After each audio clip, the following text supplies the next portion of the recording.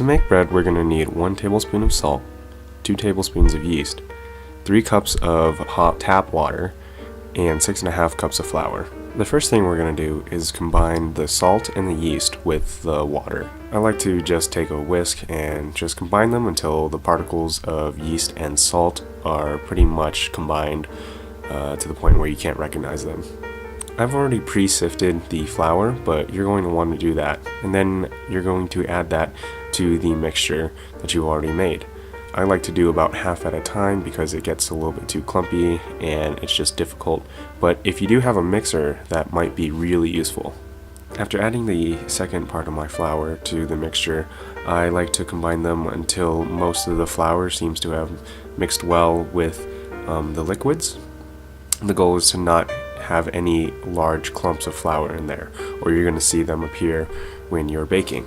Then I take a clean pan on which I am going to bake and add some flour onto it. This is so that the dough does not actually stick. So what I'm actually going to do now is continue to work more flour into my dough. Depending on the humidity that you are at, you're going to want more flour, and if you are in drier conditions, you want to add more water. Again, this step is unnecessary if you already have a mixer, but I am just beating it by hand and pressing into it so that the flour dissipates more throughout the dough.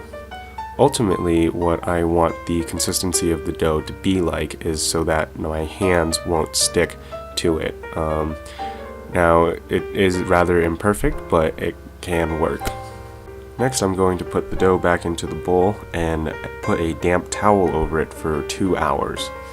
After 2 hours has passed, I'm going to put the dough back onto the pan and split it actually into 3 loaves.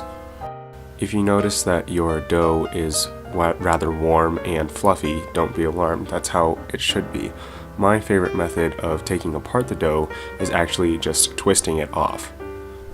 Now, if you notice that your dough is unequal per loaf, then it's okay to equalize them by tearing bits off another one.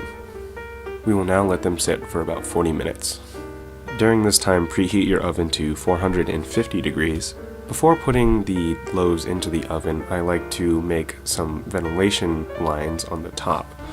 I also like to drizzle a little bit of olive oil and use a brush to really coat the loaves.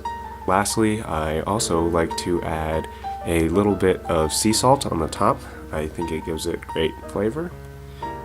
If you have 2 racks in your oven, then you can put in a second pan on the lower rack and put about a cup of water in it. I don't, so I just put it right next to it. This is to humidify the environment in which the bread will bake. After about 25 minutes, your bread should look like this. Don't forget to always have a slice of bread as soon as it comes out of the oven.